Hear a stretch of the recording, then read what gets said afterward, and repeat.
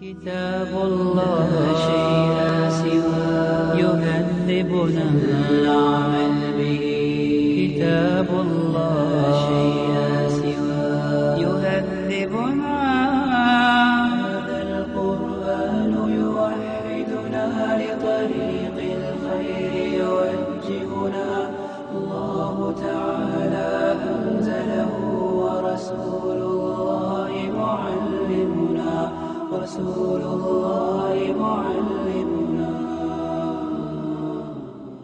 How does he choose between the competing bits of nonsense? In other words, I can tell you something that doesn't make sense, and he can tell you something else that doesn't make sense. And they're different. How do you choose which one? What standards do you use to judge between brands of nonsense? You see, the only thing you can judge between is sense. You can discern the sense from the nonsense. But there's no standard by which to say that is more silly than that, I guess, or so I'll choose the more silly, or whatever. There's no systematic way of reviewing it. If something is absurd, it makes no kind of sense. How do you give it a value? It's also a realistic fact. I mean, what people should face is that the human mind can't rest on uncertainty anyway. That is, if somebody has been faced with an impossibility, if he makes as an excuse, well, how can I decide anyway? I can't figure things out.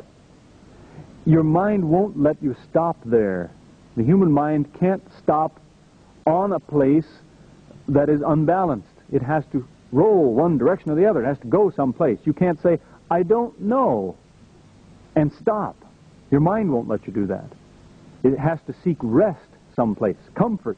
Otherwise, it's disturbed. So where do people stop? Well, some people, interestingly enough, they stop on uncertainty as a principle. They say, I can't be sure of these things. In fact, I know that for sure. That I'm never going to be sure of anything. And he stops there. He makes uncertainty the one thing he's sure of, which of course is a dead end. Your mind is still not going to rest. Your mind is still going to be causing you trouble. There's a famous American evangelist who said that when he was a young man and starting out his preaching career, every time he thought about Trinity, his head hurt, he said, around the back. And the pain would get so intense that he couldn't stand up. So one night he was sitting at a campfire, a group of people on a picnic, and he got up and he went into the woods. He got down on his knees. He promised God, I'll never think about Trinity again. He said the headache went away. Never thought about it again, never worried about it. Well, something has been disconnected. You can do that. You can stop and then disconnect the alarm system that tells you, no, you should still be worried. But what have you done to the mind then? Just as you could go to an elaborate computer system and go around the back and pull one little wire out, maybe. The thing will still work most of the time. But every once in a while it will throw out some garbage to you. Because when it has to pass through the circuit you disconnected, garbage comes out. Garbage in, garbage out, I guess is the saying. They say it. You can do the same thing with your brain. You can disconnect one circuit, the alarm that tells you when something doesn't make sense. And you get through life, but from time to time, you won't process information properly and you'll say something foolish. Some examples of that in a moment or so. Or, if people are uncertain, if they don't stop on a principle of uncertainty itself, where else can they stop? Sometimes they stop on their feelings. They tell you, all right, I don't have proof about the things I claim, but I feel they're true. They stop on their feelings. Now, to this, a Muslim wants to remind a man, are you trusting what you feel is the case? Mankind? You who, when you were a child, were afraid of the dark? You who, as an adult, maybe, will scream at the sight of a spider when you know it can't hurt you? And so on. To remind a man that just how safe a guide is your feelings. You used to be afraid of the dark for no reason. You may still be afraid of some things for no reason. That same faculty, you're going to trust that to deliver the truth to you? How do you know this certainty is any more sensible, any more true than the fact that an insignificant little spider that you could reach out and swat, you run from it. Well, some people do. They're terrified of it. It doesn't make sense, but look at the influence it has on you. Are you going to use that same faculty to judge truth? Because the Muslim, on the other hand, is trying to point out that he is looking for truth. The Muslim says, I am looking for truth, and I know what it is when I find it. How do you recognize it when you find it?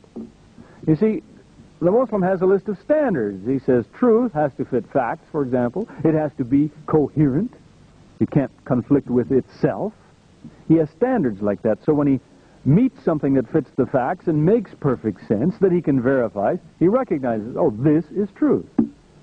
If a person doesn't use that standard, if he said, no, the brain is dangerous, it'll lead me astray, how does he know truth when he finds it? By what standard? How does he tell you, I know this is true and that's false, because? Why? He feels it. As I say, the Muslim is examining the facts of things, and in uncovering the facts, facts are our friends. They are our ally. History is our ally. It's not our opponent. Whereas, when people have decided on something that makes no sense, the facts cause them problems. There's a thing you'll see in some offices, in the U.S. especially, it's caught on like a fad. It's a little card, or they'll print it up like frame it about that big. People hang it in their offices. It's a famous saying now, which says, my mind is made up, don't confuse me with the facts. That's a way of life for some people. They decided, and now they tell you, but any facts you bring me, those only cause trouble. They'll just confuse me. I made up my mind, don't bring me the facts. It's supposed to work the other way. When you have seen the facts, you make up your mind. It's supposed to be how the process works. Facts are not supposed to cause you trouble. As I say, history is our ally. That's another subject, but primarily, I suppose, the example the Muslim is faced with all the time is on, that is, in places where the missionary activity is crowding the Muslim, or where the Muslim finds himself in an environment where the church singles him out as a target, as Muslim students abroad. The main issue concerns Jesus and who was he. History is our friend. Their own sources are our friends. The Quran says, unless they stand fast by the Torah and the Injil, they have nothing. That's our friend. That's not our opponent. The history they read in their own books will point out to them that claiming equality with God was what people said Jesus did. It was not something he ever endorsed. Even as the Bible tells the story, when the Jews became angry with him, and he asked, why are you angry with me? They said, you claimed equality with God. He did not say, you're right, that's what I did, I'm sorry it makes you angry. He didn't do that. In fact, as it's reported, he tried to tell them, well, you didn't hear what I said then, and corrected them by showing them what he said was perfectly harmless. He tricked them, he riddled with them. Imagine this, if you can. A friend of mine has it on tape. His Yugoslavian brother lives in Toronto. He's always videotaping religious programs because I don't know if he has in his mind, maybe on the Judgment Day someone's going to ask him for the videotapes. So he has proof these men said what these things. And he has on one of his videotapes one of the men who was a Bible translator. He translated the New King James Version. A lot of publicity about this the last few years. He was interviewed on a television program, and they asked him about was it hard work and so on and so forth.